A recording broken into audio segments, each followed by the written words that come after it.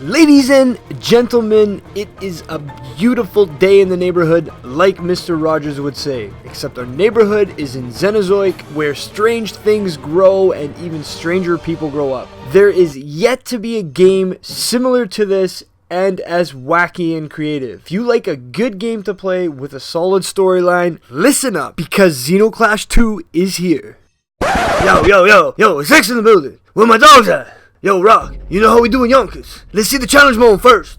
Alright, X, we'll start off with the challenge mode. There was a lot of confliction when I first looked at the Zeno Clash series. I didn't know whether to buy one or two. If this is your case and you don't own both games and you do end up buying one copy, buy the first one if you can. If you like the first, you'll definitely like and buy the second. The storyline gets exponentially better and relates to the previous story, which is pretty cool, no? The second Zeno Clash takes place with a continued storyline from the last. Gat is able to roam freely, unlike the first, which guided the player and jumped place to place. If you played the first, those places that you went to, you're able to visit freely again. New enemies are created that suit their terrain wherever you go along the world. I like how the first Zeno Clash literally did not need any free roaming, but it was nice to have something different in the second one, as you were able to continuously run instead of getting tired all the time. Yo, Rock, holla at me with some gameplay, son. Visuals look good, but I need to see that sauce, you know what I'm saying? I need that extra, son. Where the depth at? Man, the depth be lacking like a lacking in the industry, you know what I'm saying?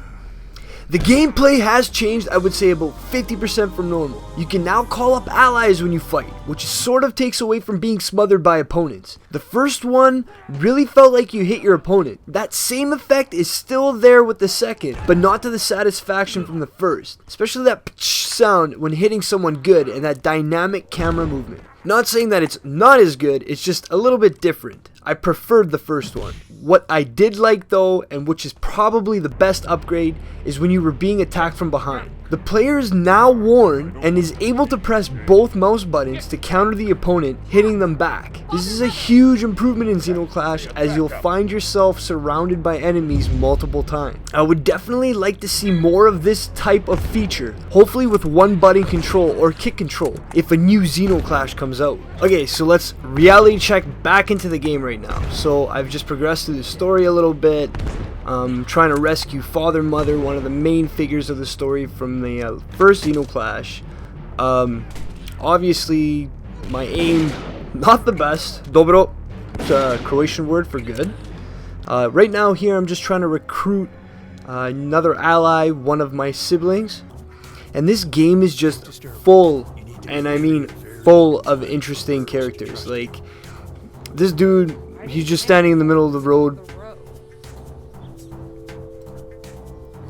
This game is just full of wacky characters, and that's awesome. What I like about the game too is one of my allies here, Rematch, he just used their special. Your allies are definitely not useless in this game, which is awesome. And right now I'm just toggling between weapons.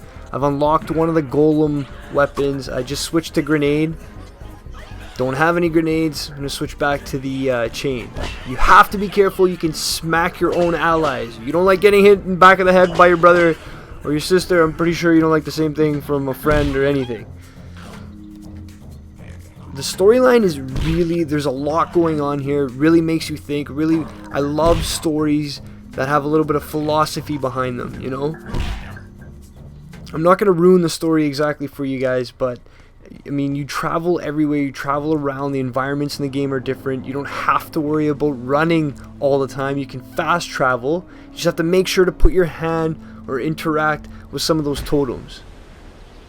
I'm not a big fan of crabs, just gonna say that. They have really cool introductions. Sometimes you walk into getting ambushed, you know, you think you're just walking by, there's nothing big going on. Here's a really cool feature though. This was getting attacked from behind right now. Gat elbows the guy, you know. This guy's one of the bigger units, so I have to be careful. Look at this guy. He's throwing rocks. He just hit me from behind. Now he's throwing rocks. Real classy, buddy. But yeah, that elephant unit you saw earlier, you just have to be careful. Some of those units are bigger and do require more attention. You can't just simply go up against them because they will take you out. And just some more of my allies jumped into a fight. picked up a weapon. And like I said, some of these levels are just absolutely insane. You have, like, I have no idea what I'm fighting here. One of the shadow statue things, I'm not even completely sure. By the way, you are able to use a special, what you just saw a couple seconds ago with both the fists going. That was one of Gat's specials. Specials do take up certain stamina points, not stamina per se, but you have to be careful on how much you use it. You want to save these big hits for bigger opponents or for when you're in trouble. And this is using one of the golem totems right now. Has a blasting effect.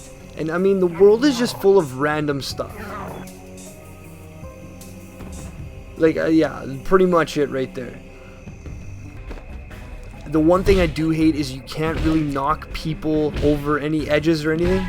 The fighting scheme is somewhat the same, and both hands are now able to power punch. Weapons are as far out as they were before, and the 3 new weapons are added to your special arsenal. One is a chain, which comes very handy and is fun to use. The other 2 are 2 special golem weapons, which I won't spoil. The fighting is a bit more decorated in the second, and I feel more freedom was given. The grab function also has slightly switched. I would recommend this game if you are a real Zeno Clash fan or just really like the first. Unless you're the guy who likes newer games instead of older versions of games, then grab number 2. Thank you guys for tuning in. This has been Rock. I hope you guys enjoyed the video. You know, I mean, if you made it this far, obviously you did. Alright guys, rock out and keep on rocking on.